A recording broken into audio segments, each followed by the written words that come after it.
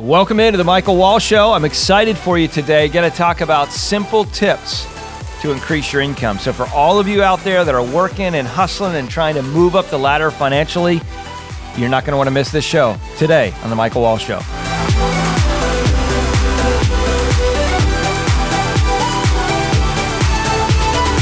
So when you think about it, talking about increasing your income, I think, indirectly, whether you think about this or don't think about this, I think this is all something that's on our minds, right? Especially if you're working. You want to be able to make more for the effort that you produce and the effort you put in, the time you put in. It gives you the ability to kind of live life and do some of the things maybe financially you'd like to do. I love what Zig Ziglar once said. He said, people that say that they're not interested in money are going to lie about other things too. I'll say that again. People that say they're not interested in money are going to lie about other things too. Now, don't get me wrong. Money is not the most important thing in the world. It's not. But it is reasonably close to oxygen. I mean, when we need it, we really do need it. Literally every single thing almost that we do in life requires money. If you want to go out to eat, you need money to do that. If you want to eat in general, unless you're begging on the street, you need money to do that. If you want to buy a home, if you want to buy a car, if you want to buy clothes, if you want to travel, right? If you want to buy a computer, if you want to buy a phone so you can listen to the podcast that you're listening to right now. It may not have been your money, but someone spent or gave you money in order to be able to get what you have. So money is important. And I think it's a conversation that we need to have in relation to how do you actually increase your income? Because there's a lot of conversation out there that says, okay, if I just hustle more, work harder, and do more and do more and do more, then I'll increase my income. And sometimes that is definitely a direct correlation. Now, the key is making sure that you're doing what you enjoy doing along the way, right? So that's one thing. You got to evaluate and say, okay, because life isn't all about money. And by the way, if you're younger and you've been in a situation where you haven't had a lot of money yet, then you may listen to that and say, well, Mike, it's easy for you to say because you can do whatever you want to do and vacation where you want and all that kind of stuff. But the reality of it is, I can tell you from personal experience that material things, when you achieve and get them, are not necessarily the ultimate goal. Now, there's nothing wrong with having them. You see this often with people who have been very, very successful in years in their life where they've achieved massive levels of success, and then their conversation is, geez, there's got to be something more, right? In other words, all of the money and climbing the ladder and building the business and maybe the fame and maybe the influence and all of that was great, but it's like, what's next? So part of that is making sure that we understand what the money is for, what the influence is for, and really using them as tools to affect the world and change other people's lives. But I want to go back to the basics of simple tips to increase your income, because I know many of you out there right now are saying, how can I increase my income? I'm working for this employer, and boy, I wish they'd just pay me more money because I'm worth so much more and all this stuff. I can't believe that I'm getting paid what I'm paid. I'm looking for jobs, and I'm just not seeing the amount of money that I'd like to get paid out there. I love what Zig says. Again, I kind of go back to him a lot. Because when I was younger and I was selling books door to door, many of you that have been listening for some time know my story. I sold books door to door while I went through school, even though I didn't graduate from college because I had to pay for it on my own. Zig used to always say, when you do more than you're paid to do, someday you will get paid more for what you do. Let me say that again, and I really want you to tune in here if you've tuned away, because I think this is probably the key point, so to speak, at least for this part of it, and that is this. When you do more than you're paid to do, the day will come when you're paid more for what you do. Now, see, a lot of times what happens is people want to be in a place where they say, okay, you know what, I've done more than I was supposed to do. I put the extra effort in. I showed up early. I stayed late. I worked off hours. I did everything that I could. And geez, it's been like 3 weeks, a month. I mean, when does the more money show up, Mike? I've been doing this for a month and a half, 2 months. When does that happen? Let me ask you a question. Do you know how long the average business takes to make a profit from when they start a business in America today? if you look at the numbers and you look at the math, you know how long the average typically is?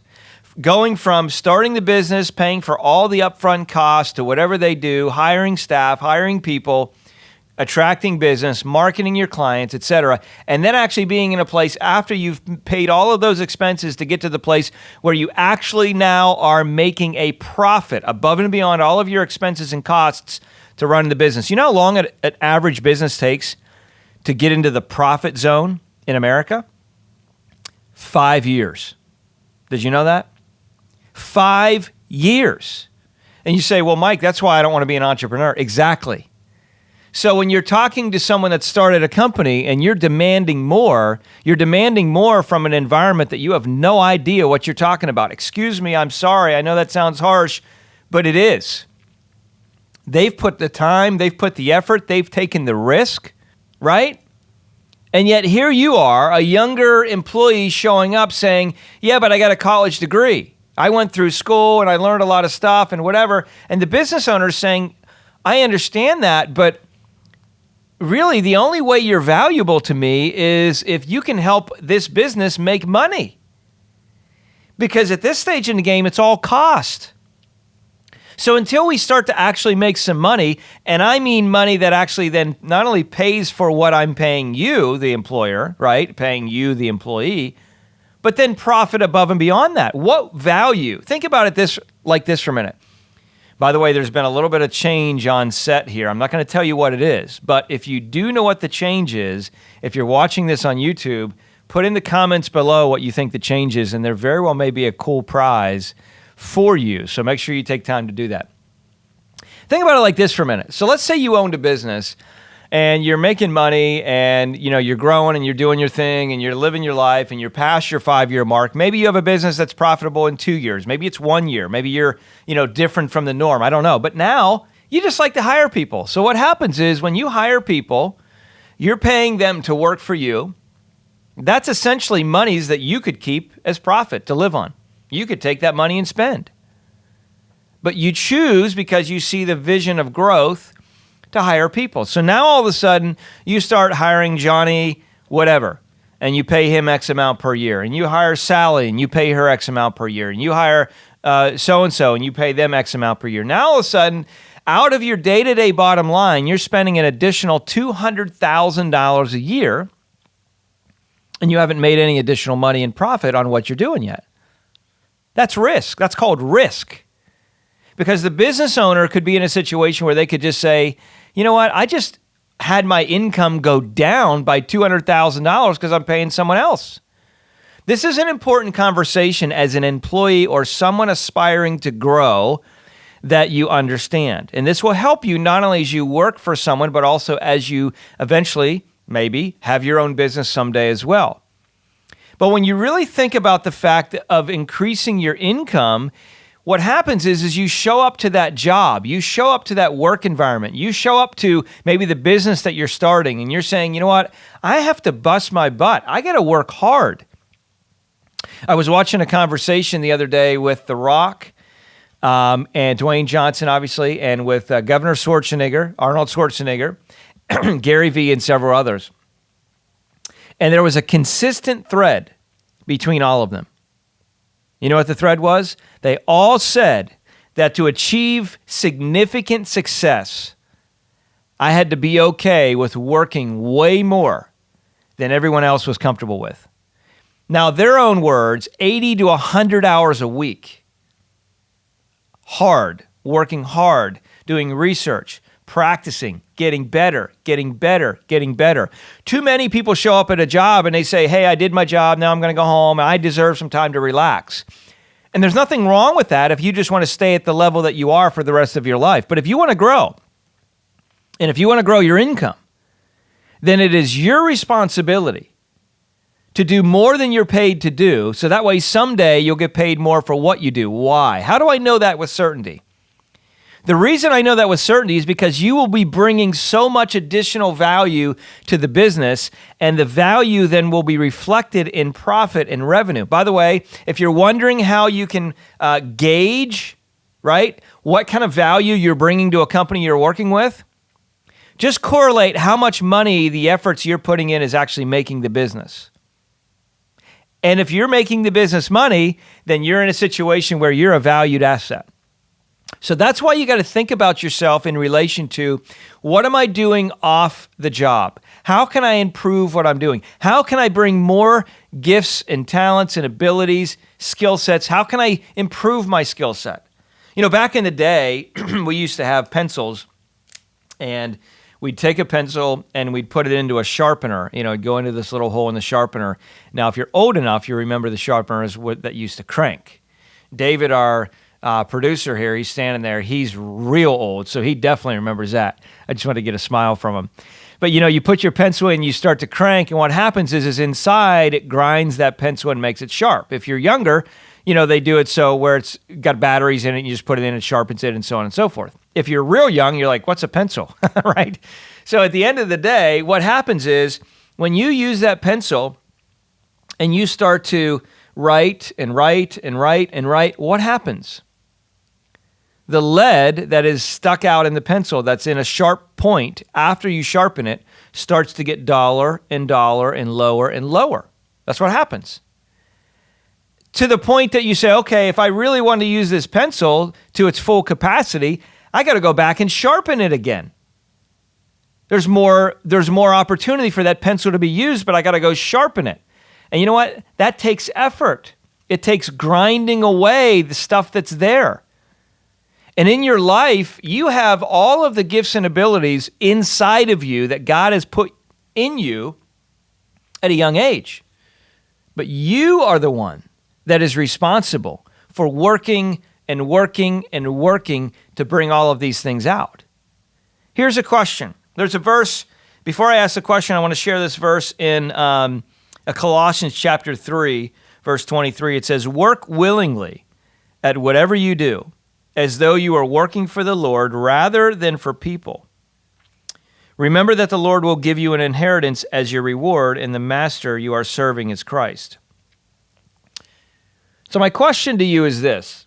When you do a job, are you excited about the fact that you just got the job done and that's it? And by the way, we should celebrate along the way. I'm not saying that. But are you excited the fact that you just got the job done? And you're like, wow, that was amazing, got the job done. Or do you evaluate that job and say, how could I have done that even better? Maybe you did it really well. Take time to celebrate that. But do you ever evaluate how you can constantly improve? And think about it this way. If you're working a job right now, you realize there are other people that are out there in the world today literally competing to prepare themselves for your job. That's how I look at it in business, just how I look at this in this podcast as an example. There are other people out there right now today that are vying for your ears and your eyes. And my desire is to work on and work through things in such a way that we can bring so much value to you each and every week that you say, I'm going to keep tuning in each and every week because I'm learning things, I'm gaining things, I'm growing in things from what's being shared. So important. So let's take some time as we land the plane for this show, and I want you to really think about where you are in life. Where is your income right now? Would you like it to grow?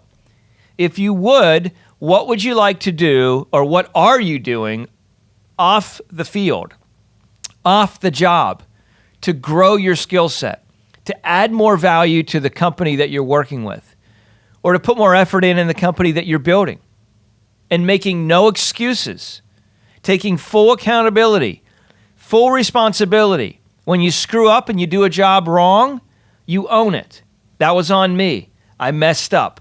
I'm going to improve, I'm going to get better, and I'm going to ensure that that doesn't happen again. Are you that type of a person? Or are you the type of person that just says, you know what, they should just be happy that I'm here?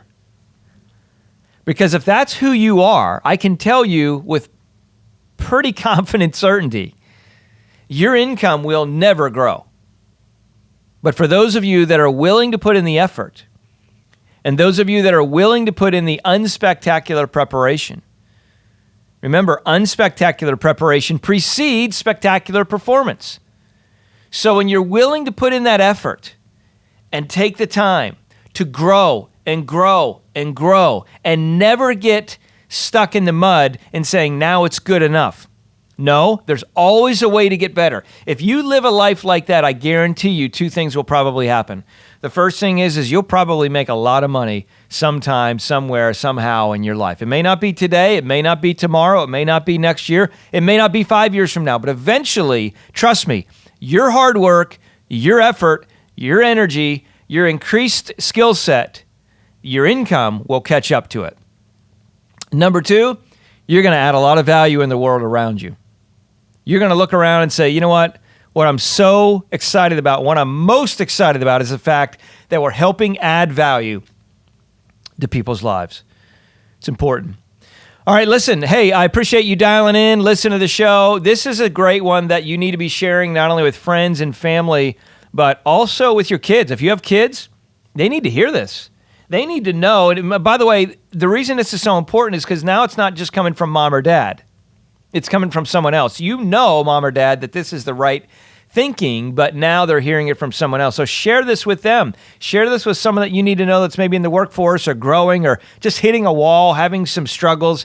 They need to be encouraged and hear this. And as always, I want to challenge you to make sure you like and subscribe and click the notification bell if you're watching on YouTube, so that way you don't miss anything else. If you're listening via podcast, head over to YouTube. You can just search Michael D. Wall, and the show should come up. And as always, my goal and desire is to really help you live on purpose so you can live with purpose. And last quick note of housekeeping, I probably should have done this in the beginning, and hopefully you've stayed with me here. But if you did, I want to tell you that if you head over to michaeldwall.com, michaeldwall.com, there'll be a little link here for that. There's going to be some great information that we're going to be having to coach you and help you improve different aspects of your life so you can not only grow your investments, your wealth, and live in such a way that you can be living on purpose in your life. Thanks for dialing in. We'll talk to you next show.